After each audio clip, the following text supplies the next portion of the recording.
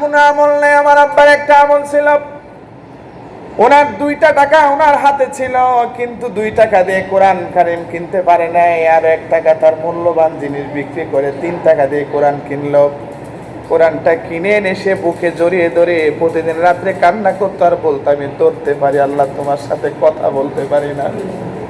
কোরআনটাকে বুকে জাবড়ায় ধরে বলতো, আল্লাহ তোমার কোরআন আমি ধরতে পারি কিন্তু তোমার সাথে কথা বলতে পারি না। আমি দেখতে পারি কিন্তু তুমি কি বলেছো তা পড়তে পারি না। আল্লাহ তোমার কাছে আশ্রয় নেওয়া ছাড়া আমার আর কোনো উপায় নেই। বারবার আমার আব্বা দেখতাম গভীর রাত্রে কোরআনটা বুকে নিয়ে এভাবে কান্না করতো আর আল্লাহর কাছে আশ্রয় চাইতো। 4টি কাজ সম্পর্কে কথা বলবো, যে 4টি কাজ করলে আল্লাহ তাআলা বলছেন এই 4টি কাজ যদি কেউ করে তাহলে আল্লাহর অতি কাছের হওয়া যাবে, আল্লাহর প্রিয় হওয়া যাবে। এই 4টি কাজের মধ্যে প্রথম কাজ হলো প্রশংসা করা।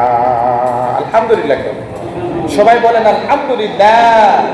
প্রশংসা করবো কার? সবাই বলেন কার?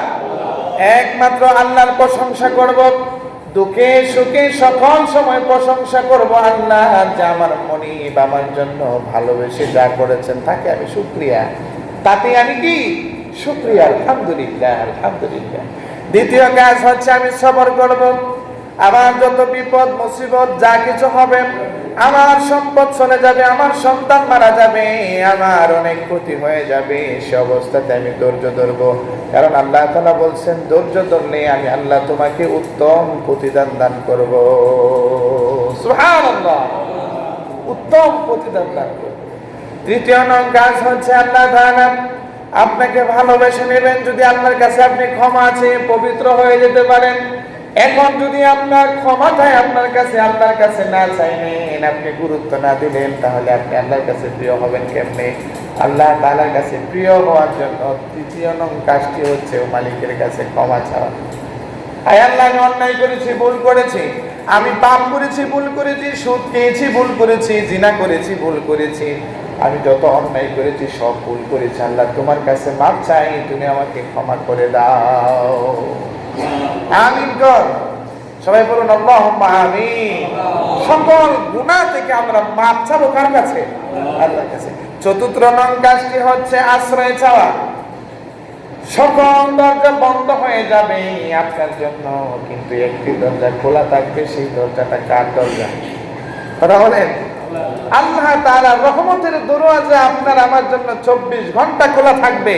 যখনই আমাদের সব দরজা বন্ধ, একটি দরজার দিকে আমরা মুতওয়াজ্জিহ হয়ে যাব, সেই দরজাটা হলো আল্লাহ তাআলার রহমতের দরওয়াজা। কামিয়াব হতে পারবো।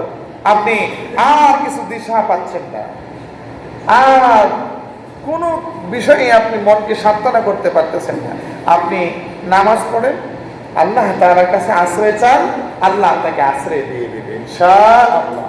আশ্রয় চাইবো কার কাছে? আল্লাহর কাছে।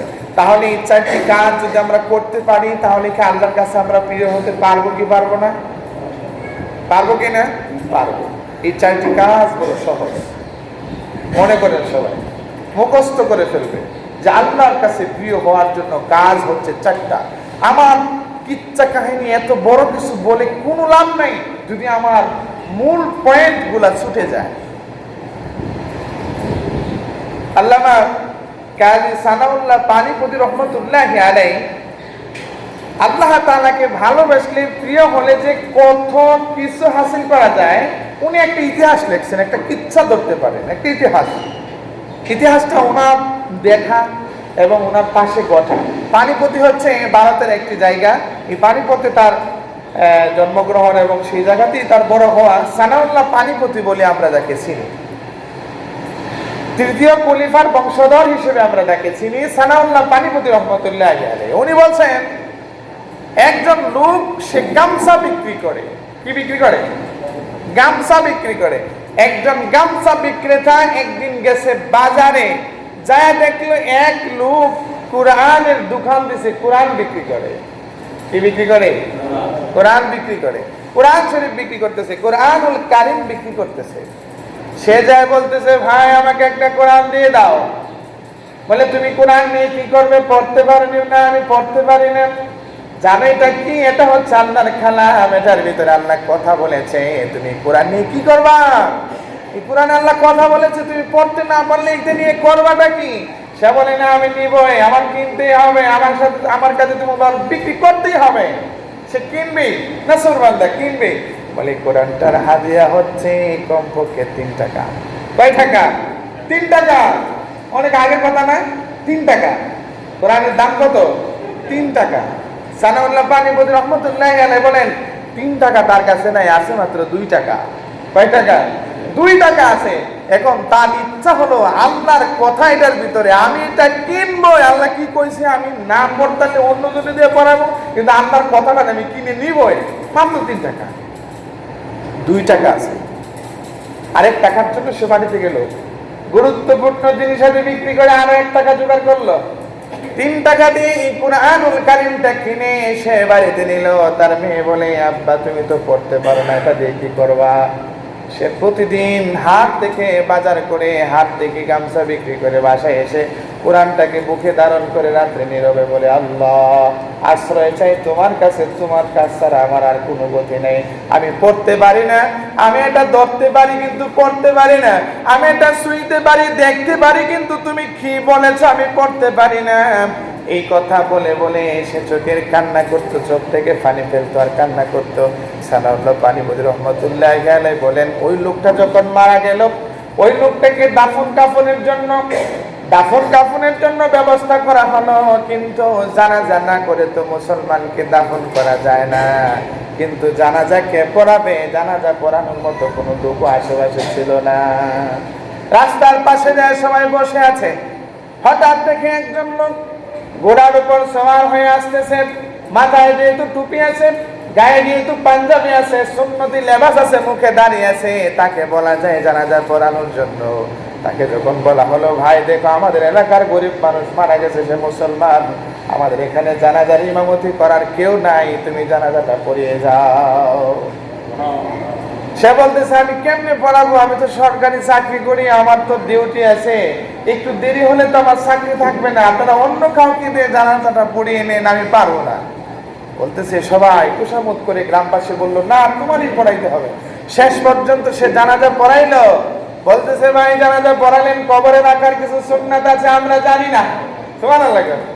কবরে রাখার কিছু সুন্নাত আছে এটা আমরা জানি না, আমাদেরকে শিখিয়ে দেন, এবং কবরে লাশটা কিভাবে রাখতে হবে একটু আমাদেরকে জানিয়ে দেন। ওই পুলিশ তখন কি করলো, কবরের ভিতরে লাশটা নিয়ে নামলো এবং কিভাবে শোয়াইতে হবে তার দেহটা কেবলামুখী করলো, মাথাটা কেবলামুখী করলাম, অঙ্গ প্রত্যঙ্গগুলো কেবলামুখী করে সুন্নত তরিকায় শুয়ে দিলাম। দাফনের কাজ শেষ হয়ে গেল, কবরের উপর মাটি দিয়ে সে অফিসে চলে গেল। অফিসে ঢোকার সময় দেখে সে যে অফিসে ঢুকবে, কিন্তু অফিসে ঢোকার পারমিশন কার্ডটা সে হারিয়ে ফেলছে। কথা বুঝতেছেন? পারমিশন কার্ডটা হারিয়ে ফেলছে। আবার দৌড় দিয়ে আসলো, কয়েক মিনিটের ব্যবধান, ভাই আপনাদের কাজে আমি অংশগ্রহণ করাতে আমার অফিসে ঢোকার পারমিশন কার্ডটা হারিয়ে ফেললাম, এখন কি করতে পারি? সবাই বলতেছে কি কম, আমাদের এখানে তো কেউ পায় নাই, এটা কোথায় হারালো? আমরা তো এখানে আপনার পারমিশন কার্ড পাই নাই, আপনি কোথায় হারাইছেন? ওই লোক বলতেছে ভাই আমি আপনাদের এই ডেড বডিটা, অর্থাৎ এই মৃত্যু ব্যক্তিটার লাশটা নিয়ে আমি কবরে নামছিলাম, হইতে পারে এই কবরের ভিতরে আমার কার্ডটা পড়ে যেতে পারে, আপনি কবর থেকে কেমনে নেবেন? নিতে পারবো, এটা আমার চাকরির যাওয়া না যাওয়ার একটা প্রশ্ন দাঁড়িয়েছে, আপনারা অনুমতি দিলে আমি এক জায়গায় একটু ছিদ্র করে সেই গর্তের ভিতরে আমি একটু দেখবো আমার কার্ডটা আছে কিনা। ঠিক আছে, মাত্র যেহেতু কবর দিয়ে আসলো দেখতেই পারি। উনি এক সাইডে একটু গর্ত করলেন, গর্ত করে এই গর্তের ভিতরে দেখলেন তার কাঠ দেখবে তো দূরের কথা, সেই গর্তের ভিতরে চেহারা ঢুকিয়ে বলতেছে আল্লাহু আকবার, আল্লাহু আকবার, আল্লাহু আকবার। আমি জানি না সত্য না মিথ্যা, সানাউল্লাহ পানিপতি রহমতুল্লাহি আলাইহি লিখে গেছেন ইতিহাসটা, আমি আপনাদেরকে শোনাইলাম আল্লাহকে ভালোবাসার জন্য। কি দেখলো সে? তার দেহটা পুরাতে ফুলের তোড়া দিয়ে সাজানো, সুবহানাল্লাহ। কবরের ভিতর থেকে সুঘ্রাণ বাইর হচ্ছে। লোকজন জিজ্ঞেস করলো কোথায় আপনার কাঠ? কাঠ কোথায়? বলে আমি কাঠ আনবো কেমন করে, যা দেখলাম তাই তো আমার সহ্য হচ্ছে, তা দেখেই তো আমি ঠিক থাকতে পারতেছি না। কি বলেন, এই কবরে এত সুন্দর হলো কিছুক্ষণের ভিতরে কেমনে? যান যান, ওনার বাড়িতে যান। বাড়িতে যায় মেয়েকে জিজ্ঞেস করলো, ও মা, তোমার আব্বার এমন কি আমল ছিল যে আমলের কারণে তোমার আব্বাকে আল্লাহ তাআলা এত সম্মানী করলো? আর কোনো আমল নেই, আমার আব্বার একটা আমল ছিল, ওনার 2টা টাকা ওনার হাতে ছিল, কিন্তু 2 টাকা দিয়ে কোরআন কারীম কিনতে পারে নাই, আর 1 টাকা তার মূল্যবান জিনিস বিক্রি করে 3 টাকা দিয়ে কোরআন কিনলো। কোরআনটা কিনে এনে সে বুকে জড়িয়ে ধরে প্রতিদিন রাত্রে কান্না করতো আর বলতো, আমি ধরতে পারি আল্লাহ, তোমার সাথে কথা বলতে পারি না। কোরআনটাকে বুকে জাবড়ায় ধরে বলতো, আল্লাহ তোমার কোরআন আমি ধরতে পারি কিন্তু তোমার সাথে কথা বলতে পারি না, আমি দেখতে পারি কিন্তু তুমি কি বলেছো তা পড়তে পারি না, আল্লাহ তোমার কাছে আশ্রয় নেওয়া ছাড়া আমার আর কোনো উপায় নেই। বারবার আমার আব্বা দেখতাম গভীর রাত্রে কোরআনটা বুকে নিয়ে এভাবে কান্না করতো আর আল্লাহর কাছে আশ্রয় চাইতো। 4 কাজের 1 কাজ আশ্রয় চাওয়া, মনে আসেনি? মনে আছে কিনা? আল্লাহর কাছে আশ্রয় চাইতো। আমি জানি আমার আব্বার এতটুকু আমল ছিল। সানাউল্লাহ পানিপতি রহমতুল্লাহ আলাইহি বলেন, এই একজন সাধারণ অশিক্ষিত গামছা বিক্রেতা যদি কোরআন কিনে বুকে নিয়ে আল্লাহর কাছে আশ্রয় ছায়া কবরে এমন কারিশমা করতে পারে, আল্লাহ তাআলা যদি এমন প্রিয় করে নিতে পারে, তাহলে যারা একটু পড়তে পারে আর বুঝতে পারে তারা যদি ঠেইকা যায়, আল্লাহকে এভাবে খুশি করতে না পারে, তাহলে তার চেয়ে আহাম্মক এই জগতে আর কি আছে? আশ্রয় চাইবো আমরা কার কাছে? কার কাছে? সবাই বলেন তো, আল্লাহর কাছে। তাহলে আল্লাহর কাছে আমাদের প্রিয় হতে হবে, ঠিক না? প্রিয় হতে হলে আমাদের 4টি কাজ করতে হবে। কয়টি কাজ? 4টি কাজ। কি কি 4টি কাজ আপনাদের কার মনে আছে? 4টি কাজ কি কার মনে আছে? কারো মনে নেই? মনে আছে? বলেন তো একটু দাঁড়ায়। জি, এক। দ্বিতীয়, সবর করা। হ্যাঁ, তওবা করা মানে আল্লাহর কাছে মাপ চাওয়া। হ্যাঁ। 4 নাম্বার, আশ্রয় চাওয়া। এই তো একজনের মনে আছে। আমরা আবারও শিখে নিচ্ছি, বয়ানের শেষের দিকে বলে নিচ্ছি, আল্লাহর কাছে প্রিয় হতে হলে আমাদের 4টি কাজ কনফার্ম করতে হবে, 4টা স্টেপ পুরা করতে হবে। কয়টা? 4টা। এক হচ্ছে প্রশংসা করব। কার প্রশংসা? সবাই বলেন আলহামদুলিল্লাহ। জোরে কর না আলহামদুলিল্লাহ। প্রশংসা করলাম কার? আল্লাহ। দ্বিতীয়ত কাজ হচ্ছে কি? আল্লাহর প্রশংসা করে সবর করা।